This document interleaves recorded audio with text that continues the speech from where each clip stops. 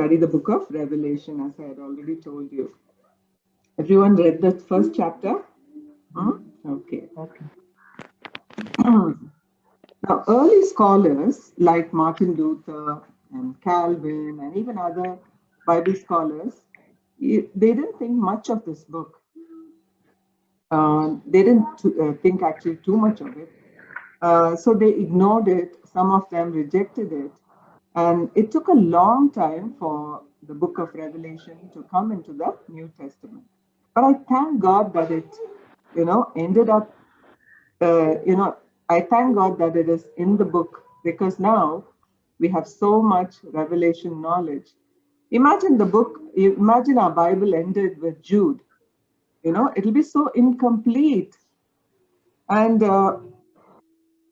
so now, why we need this book, because I personally believe it's a masterpiece. If you read it, there's so much depth, there's so much in it. I believe it's written so beautifully. And it's more importantly, when we study this book, it gets us prepared for what lies ahead. None of the other books tell us so much about what this book tells us about the future. And the devil hates this book. The last time when we were studying Genesis, I told you the devil hates two books. What are they? Genesis and Revelation. You know why? Because Genesis tells that, tells us about how he got hold of us. And then Revelation tells us how, in an undignified way, about his exit. So he hates that. He wants people to believe that Genesis is a myth and Revelation is a mystery, so that you will not get into it. That's the reason he keeps people, with misunderstandings about this book. First 3 pages tells about his entry, and the last 3 pages tell about his end, what's going to happen to him, how he's going to be bound for 1,000 years and then thrown into the lake of fire. He doesn't want us to know his end or his entry, so that he can keep us deceived. It's actually a very simple book. Scholars and theologians make it sound as if it's something very, complicated and it's a mystery. But actually, it's a simple book. I believe once a janitor, he was reading a book, and the Bible students came out and they saw this janitor, was so interested in this book. They said, "Do you understand anything, head or tail of it?" And he said, "Of course." So what did you understand? In the end, Jesus wins. So it's as simple as that. Okay.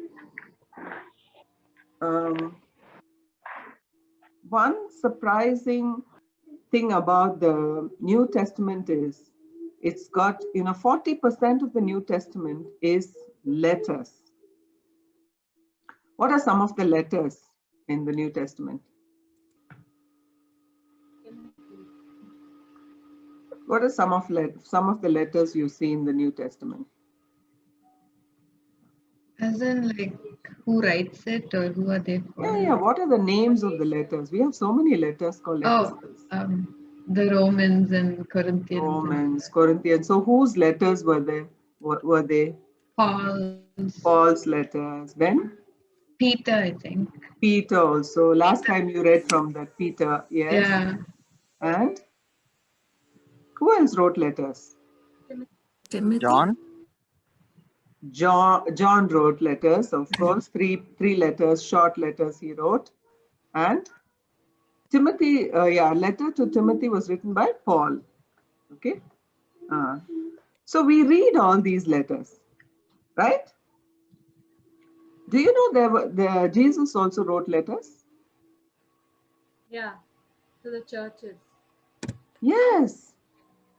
How many times we are, it's very surprising that we pay far more attention to the letters of Paul and Peter and John and even Jude, and very little attention to the letters of Jesus, right? There are, that these are letters that come directly from Jesus. I know that John wrote it, but he was merely taking down notes. Who was dictating? Jesus was dictating. So it's actually letters of Jesus to the 7 churches. That. So we also have to read these letters because they are so important, directly written by Jesus. I understand they are, why the church doesn't read so much of Revelation, because they think, it's kind of, it's puzzling book. So many churches don't preach on Revelation, or they preach too much about it. Okay, but many of us think it's a very puzzling book, and these letters are buried in the book of Revelation. But we ought to give attention to these letters. But have you ever wondered why did he write only to these 7 churches? Have you ever wondered why only to these? There were other churches mentioned in Acts, like the church in Jerusalem. There is a church in Antioch. There's a church in Rome. Why this? Why it's so important or special or significant to write only to these 7 churches? Do you have any idea? Because those churches covered particular scenarios which were enough, like, for all. No, but why? He could have written to any other church like Rome or Jerusalem, which was Jerusalem. There were so many apostles there, right? Okay. I want you to look at this map, okay? This is the map of Asia Minor. In those days, now it is the present day. Any guesses where this place is? Turkey. Greece. Present day Turkey, okay? If you see the shape, you'll understand it's present day Turkey. And if you see, there's an yellow spot. The major portion of this is yellow, and only towards this Aegean Sea, if you see, there are green patches. Okay, so this green patch is the fertile land, fertile place, rich, okay, with a lot of rich people living there. And you know why? There is a river, if you see in the middle, you can see a blue river. And it's called the Meander, River Meander it is called. You know the word meander, right? What's meander? If you say a river meanders, what does it mean? Twisting. Yes, a river that twists and turns and curves and, like a snake, if it goes, up and down, curving around, it's called meander. And that particular word, it comes from this river. Okay, so this river meanders through this region, and this valley is so fertile, and this river goes and flows into the Aegean Sea. Now, if you see, you see this fertile place, and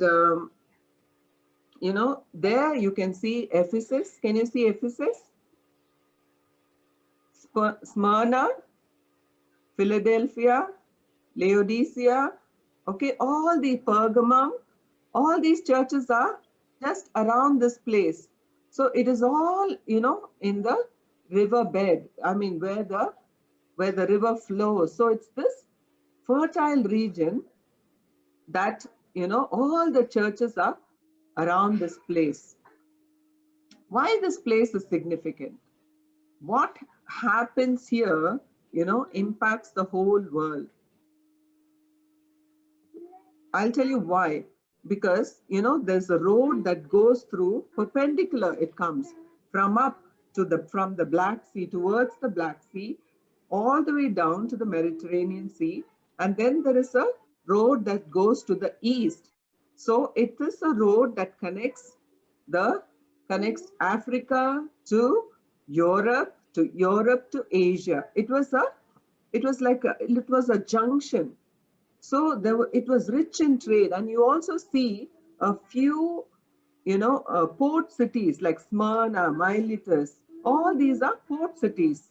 So if you see to the end, so all the goods from all over the world landed here and went across to Asia and to Europe and to Africa. So it was a trading center, so bustling. So maybe like New York or one of the bustling cities where there's so much trade going on. So it was an important city. And you know, I believe the first coin was minted here. If you see history, the first coins were minted here. And this place was first, you know, invaded by the Greeks. So it was full of Greek culture, Greek religion, Greek libraries, and Greek gods and goddesses.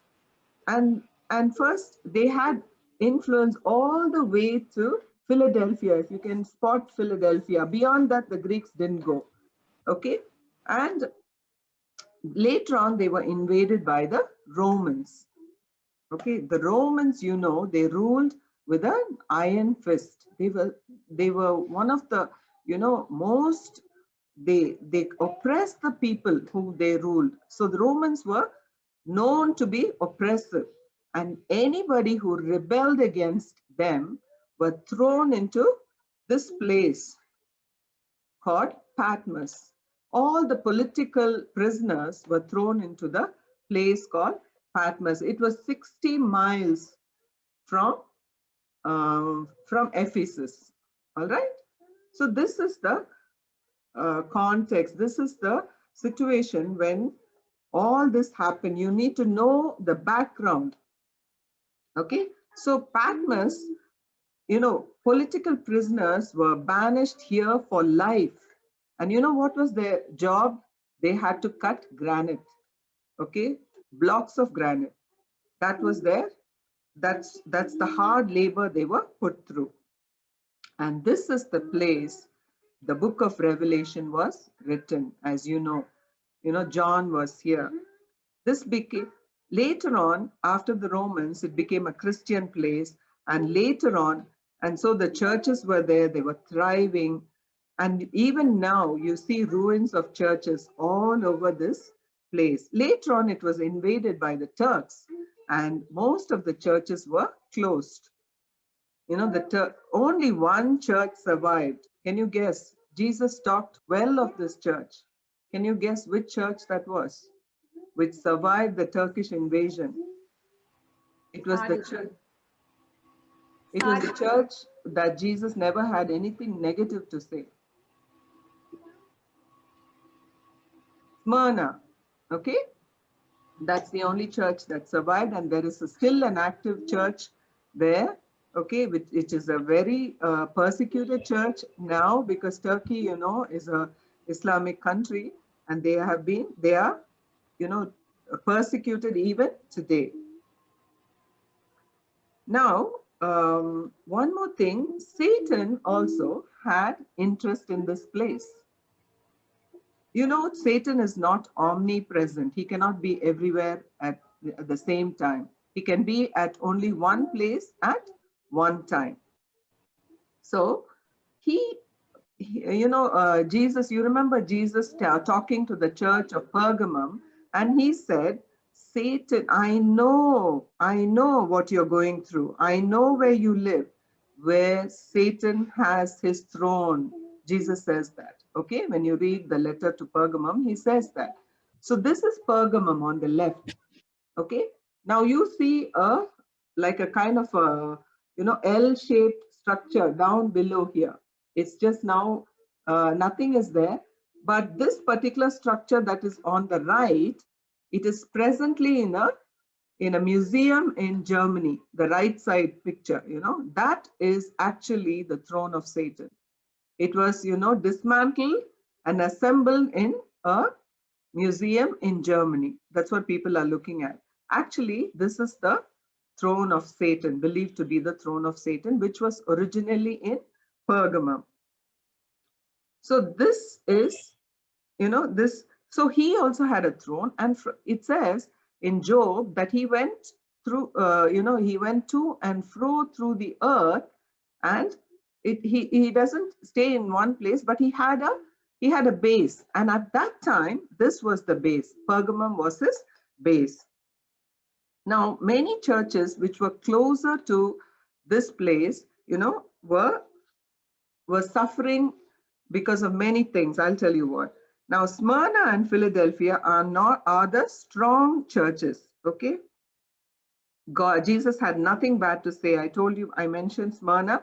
Also, Philadelphia, Jesus had nothing negative to say. But those churches that were closer to this Pergamum, they were suffering from, they were corrupted by idolatry, immorality. And Sardis, Jesus says, almost you are a dying church. You think you're alive, but you're indeed dying.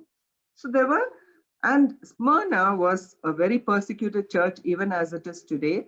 And there, have you heard the name Polycarp? Have you heard or have you seen that movie Polycarp? If you get a chance, you watch that. He's one of the martyrs of this particular place. Okay, and he was one of the bishops of Smyrna who was persecuted and was killed later.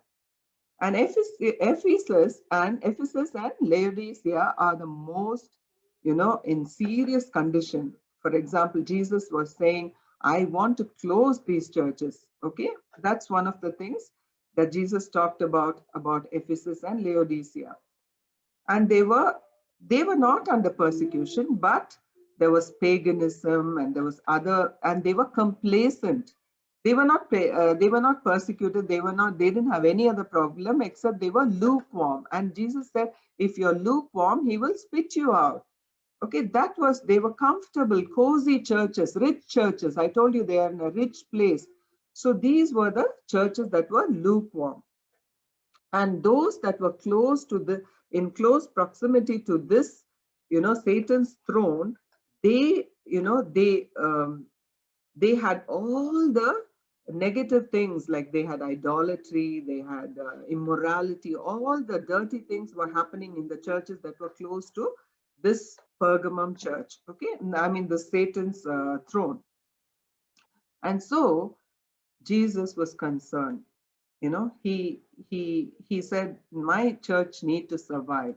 So he was inspecting these churches.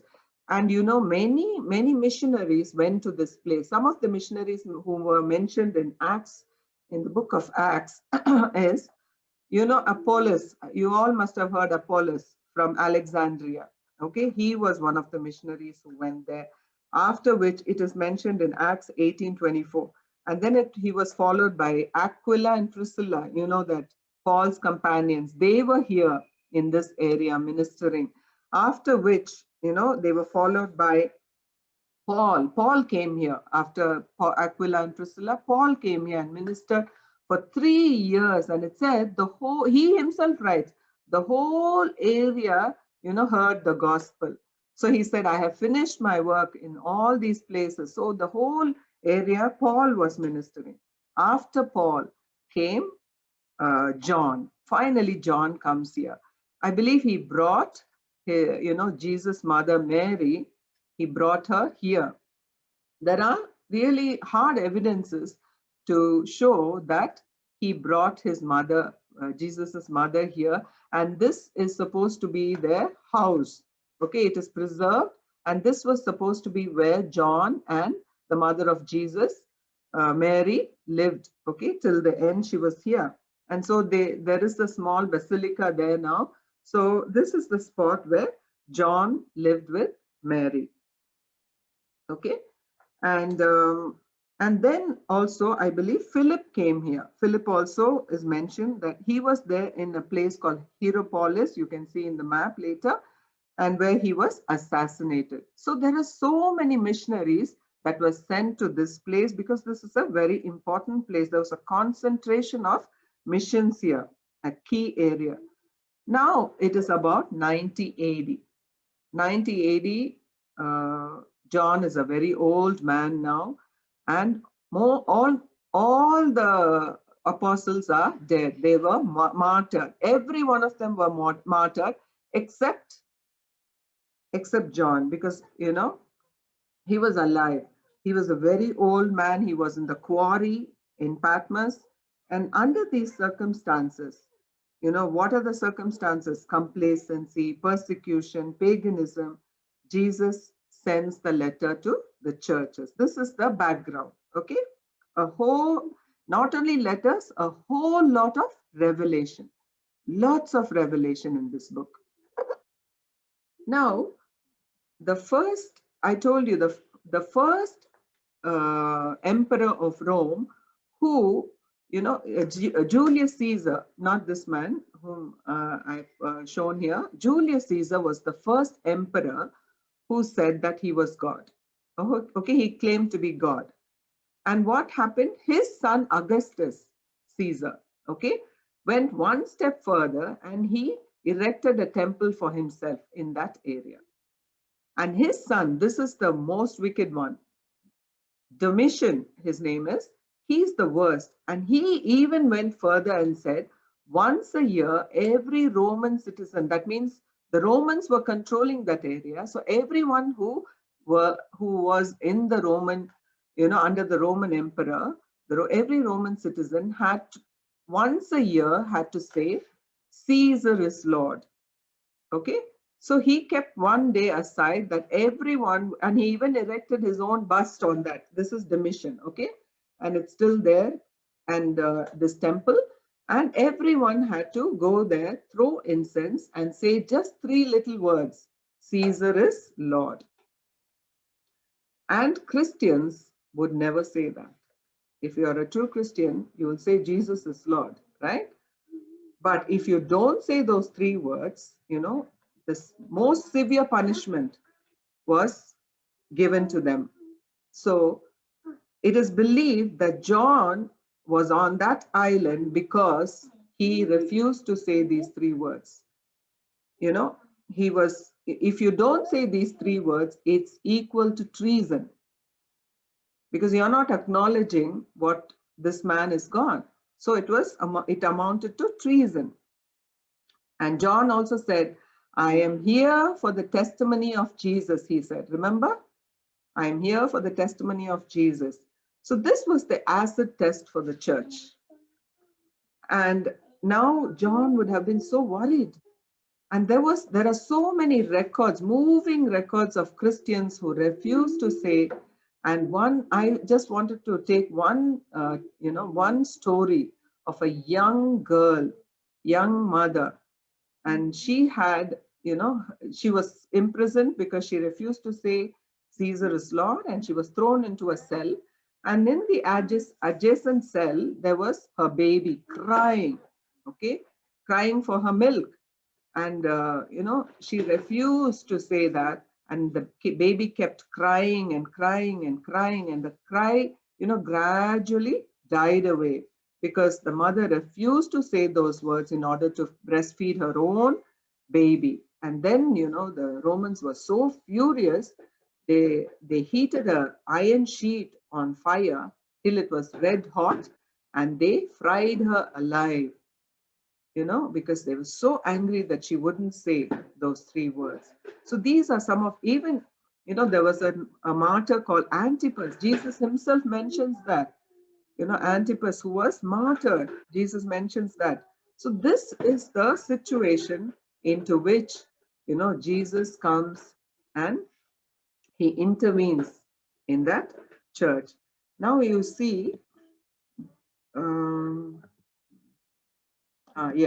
this is Jesus, among the lampstands. I want to explain to you that Jesus calls the churches lampstands.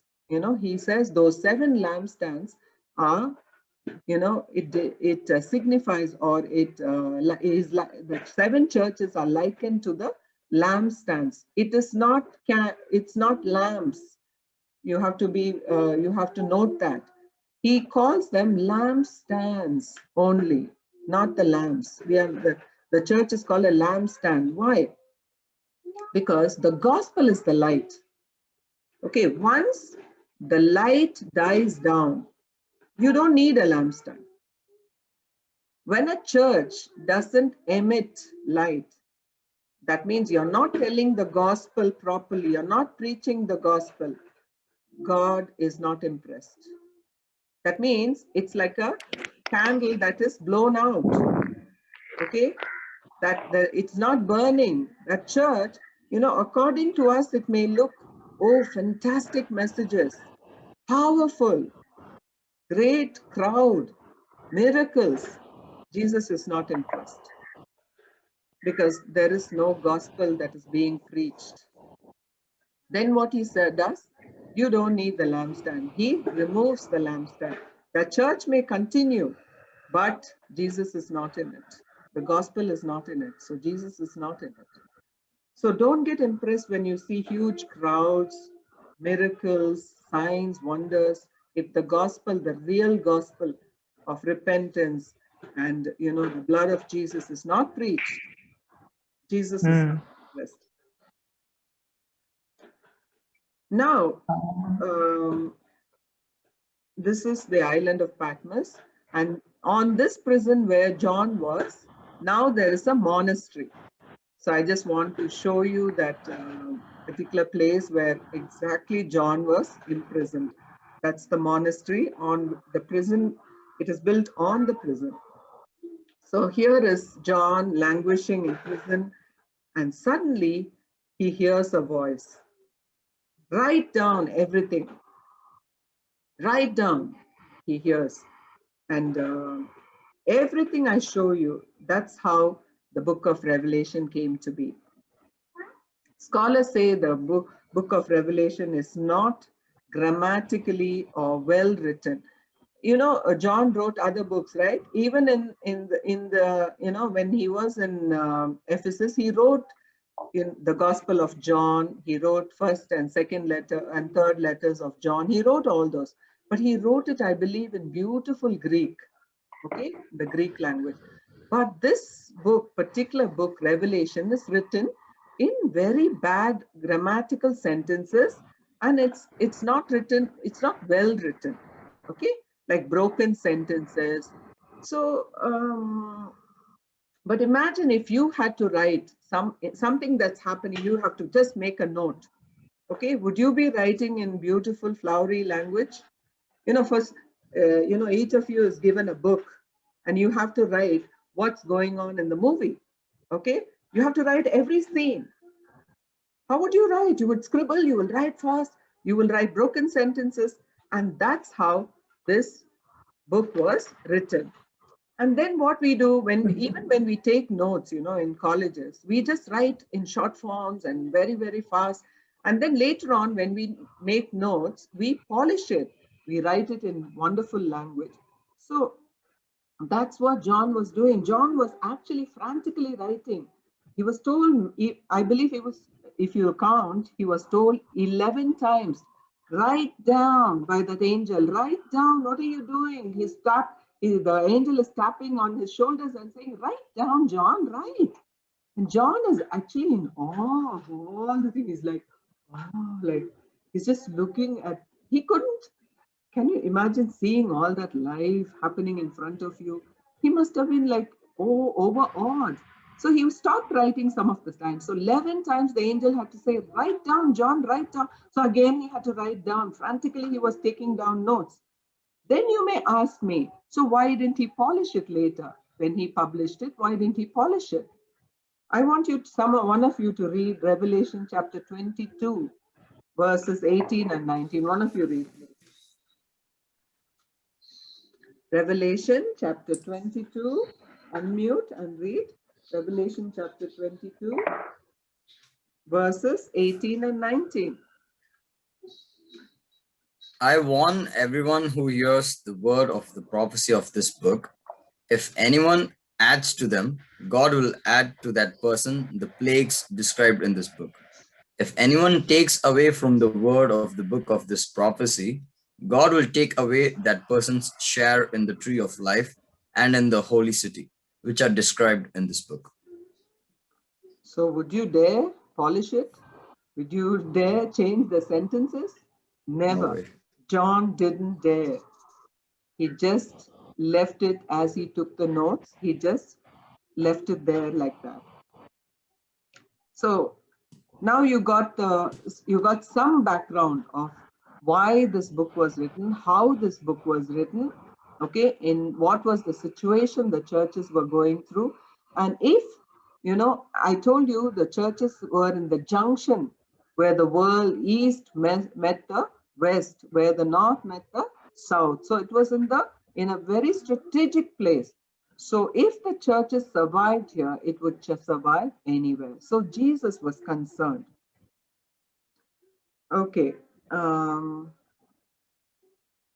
so John, that's the background I told you. Now John suddenly hears a voice. And if you see in Revelation chapter 1, I told you to read that. Okay. When he turned and he heard the voice was like a trumpet and like many waters, it says, chapter 1. If you see, it describes Jesus' voice like a trumpet and like many waters. So this huge, impressive figure, if you see, I want someone to read Revelation chapter 1 and verses 12 onwards. It describes Jesus. Somebody read that, please. Verse 12 onwards. Chapter 1, verse 12 onwards. Unmute and read, please.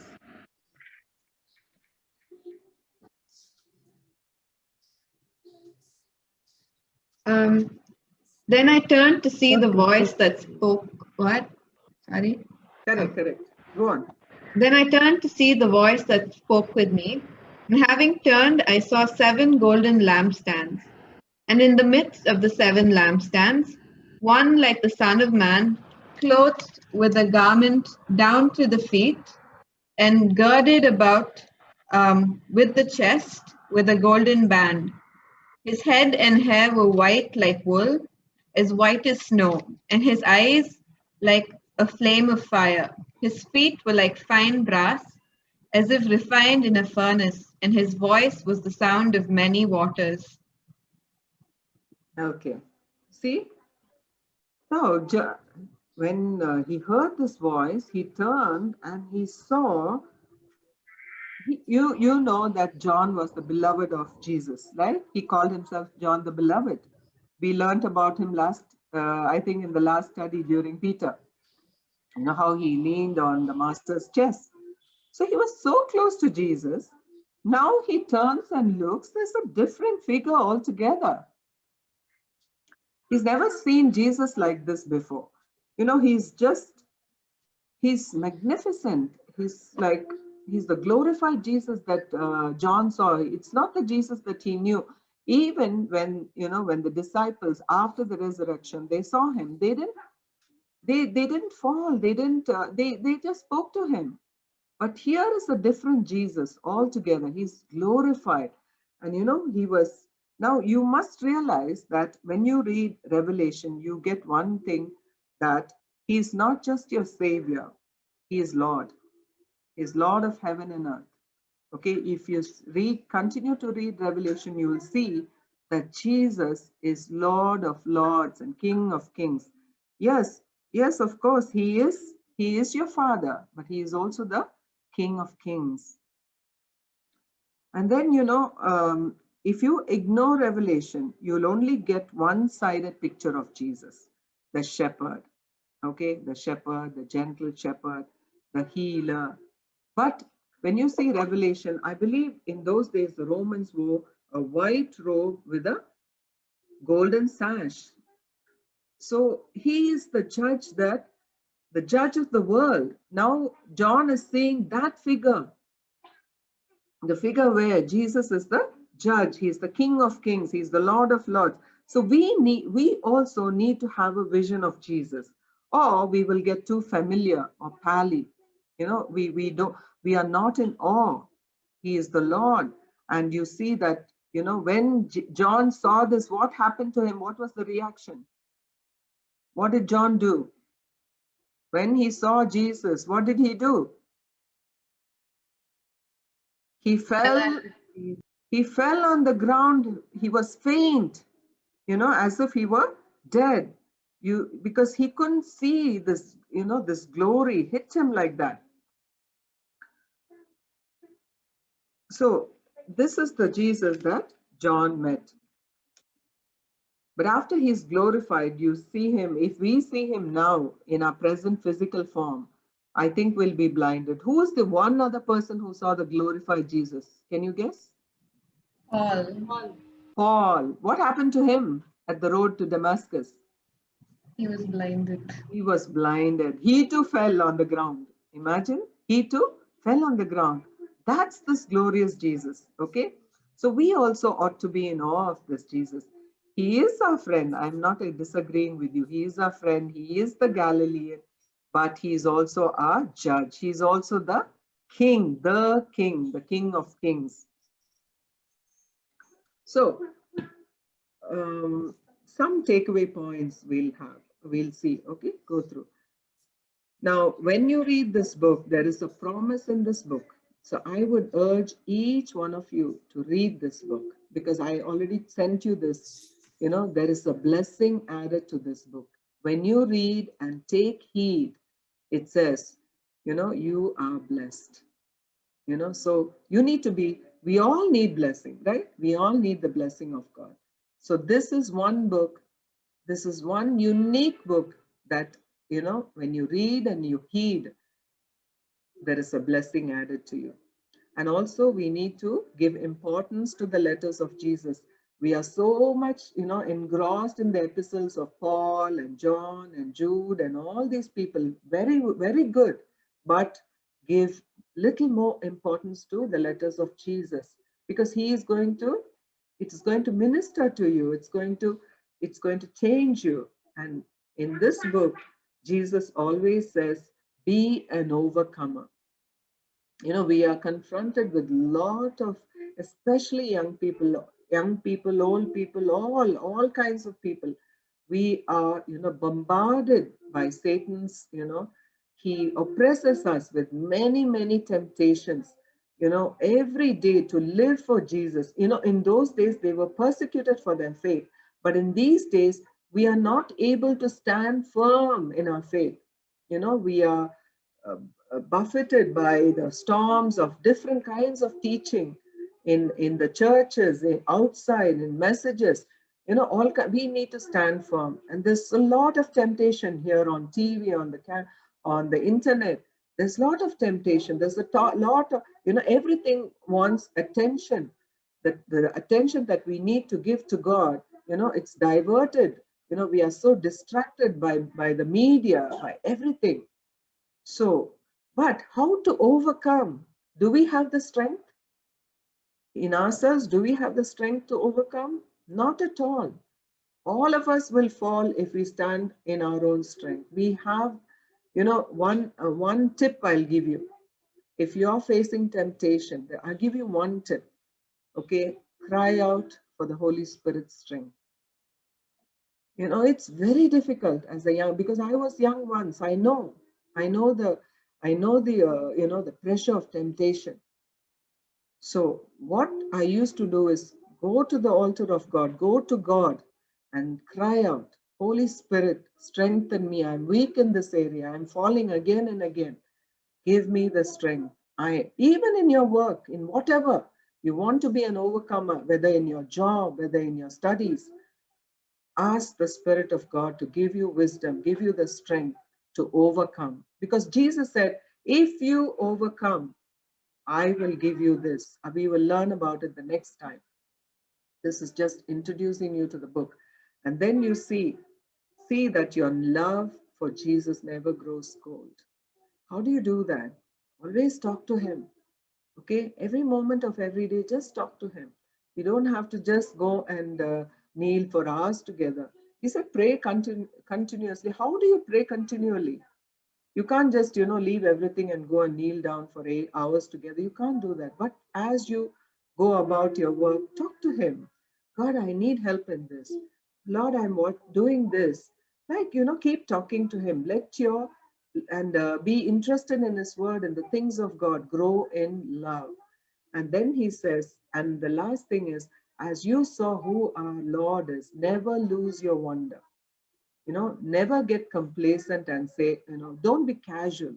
Be in awe of him. Be in wonder. Because this your Father is also the ruler of the universe. So go to him in wonder and in awe. You know, don't lose that wonder ever, ever. Okay? So let's now bow down our heads in prayer. Father, we come into your presence, O Lord. We come to your throne room because you, Lord, invited us. Come boldly to the throne of grace. So we come, O Father. We thank you that the King of Kings and the Lord of Lords is also our Father. And He is the ruler of the universe. And we are your beloved children, O Father. Help us, O Lord, to walk in love. Walk, Father, giving you first place in our lives. Teach us, O God, how to live a life, to be an overcomer and to win. Even as we continue our studies, O Lord, in this book, please give us the wisdom and the knowledge to understand every mystery, O Lord, and unlock it to us, O Father. Thank you, O Lord, committing each one present here into your hands. Be with them as they walk this life with you, O Father. In Jesus' name, amen.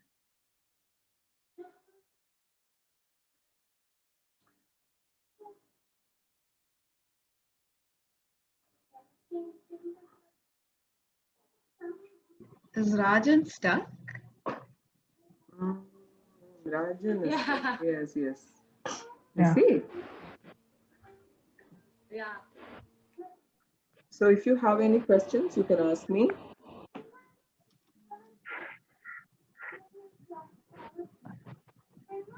Instead of questions, I firmly believe in that. I learned few things.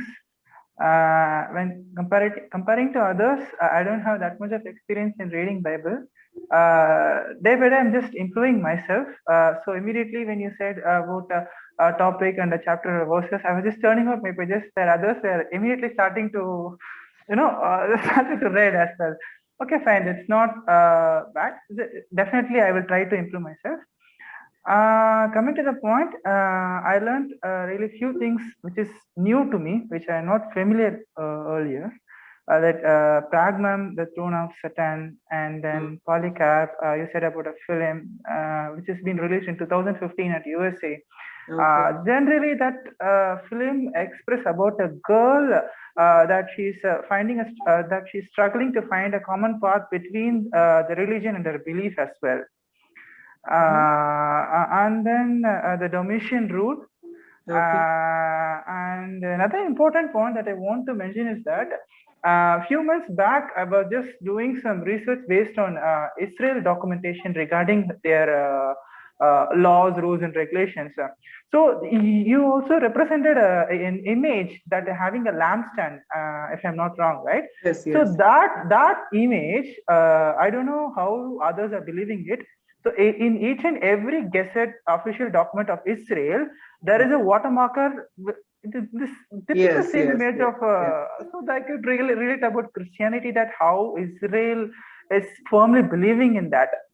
That is quite something very, I could relate myself with my past experiment, because the last experience was about doing research with respect to politics. But now I could relate this image with that document, that I could understand even better. Okay. I think everything is God's plan. I hope so. Yes, Sanbu. Yes. Thank you. Thank you.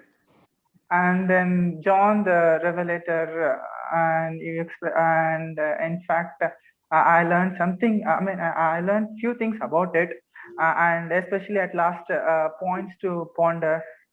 I think really it's very useful for me each and every week, though I'm very new to this Bible class. We are so glad you could come and learn. Yeah. And very soon you'll read faster than the others, sure. Yeah. Thank you so much.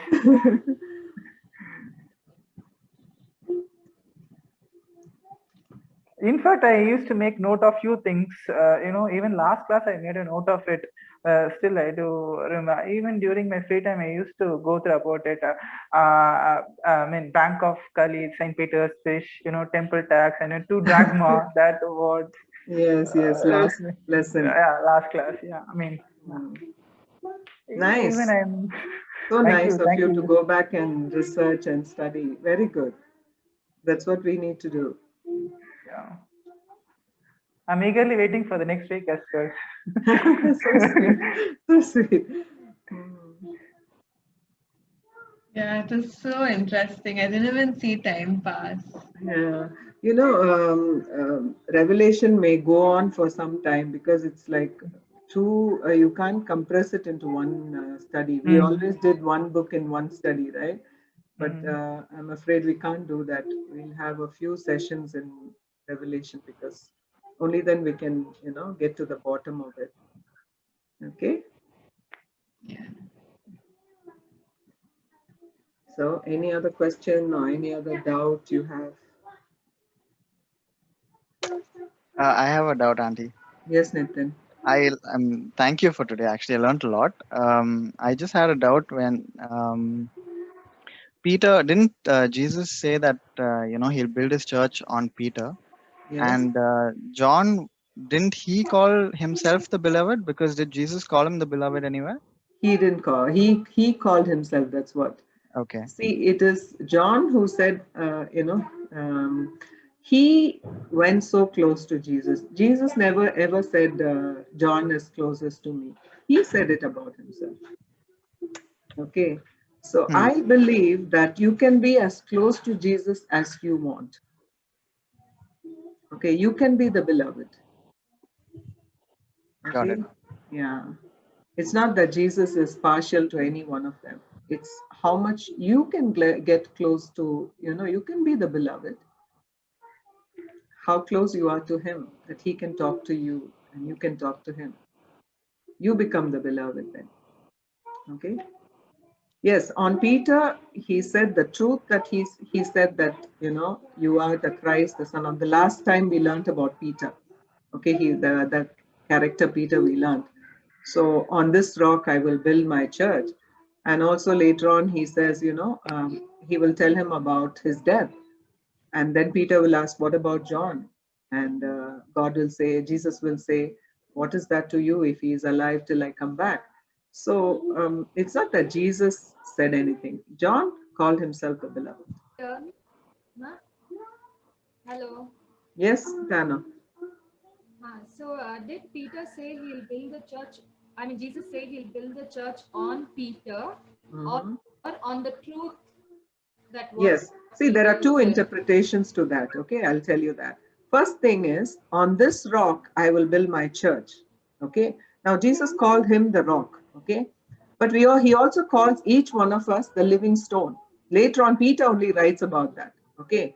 Peter writes that. He says, each one of you is a stone on which we are all we are all a living stone, and we are part of the church. We are the building. We are the church. Okay. And each one of us is a living stone.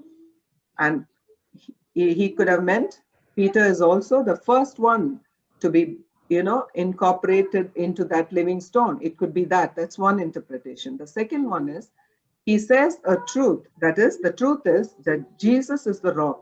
Right? I mean, he said, you are the Christ, the Son of the living God. Right? And on this, and he says, yes, on this, what was the thing? Repeat that. Rock. On this rock. Yes, on this rock. So some of them interpret it as, on this truth that Peter confessed that he would build a church. Okay, so there are two interpretations to this.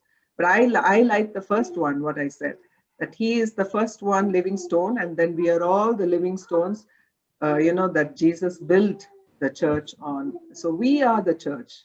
We are the living stones. So not a building. So I like that interpretation very much. Thanks, Auntie. Rajan has you come to him, the living No, yeah. I was being connected with the Wi-Fi, so due to power cut, now I resume. Oh, that is I'm online. Okay, not Rajan. I'm online. Okay, fine. Okay. And Jesus is the capstone, you know that, right? He's the cornerstone, the one who was rejected. Correct. Okay. So you got it, Nitin? Yes, Auntie. Thank you.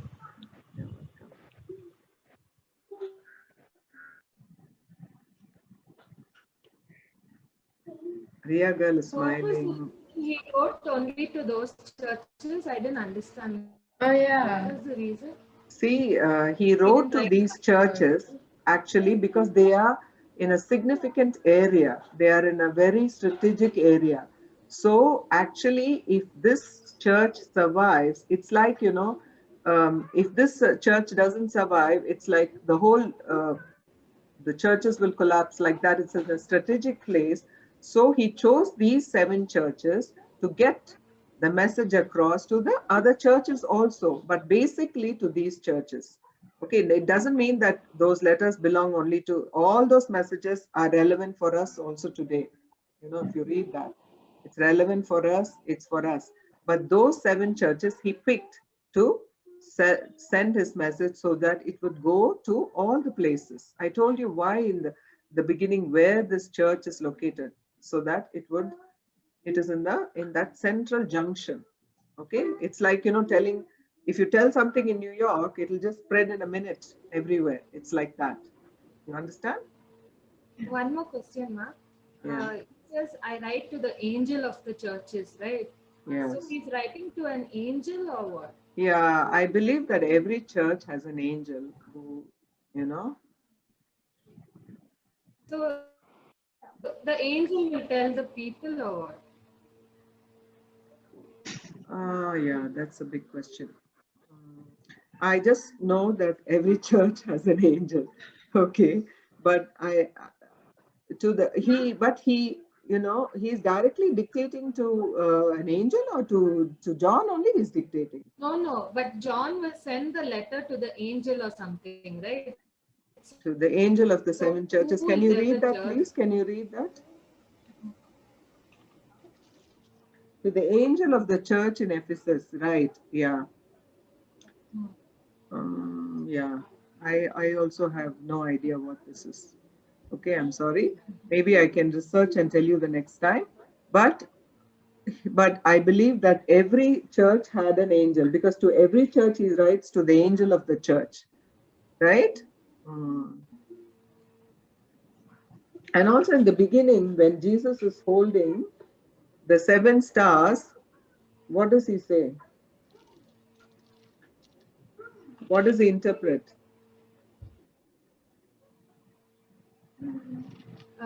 The stars are angels. Angels of the 7 church. Okay, each star is an angel. So I'll study about that and I'll let you know the next class. Okay. Okay. That's one question to be answered in the next session. Okay. Anything else?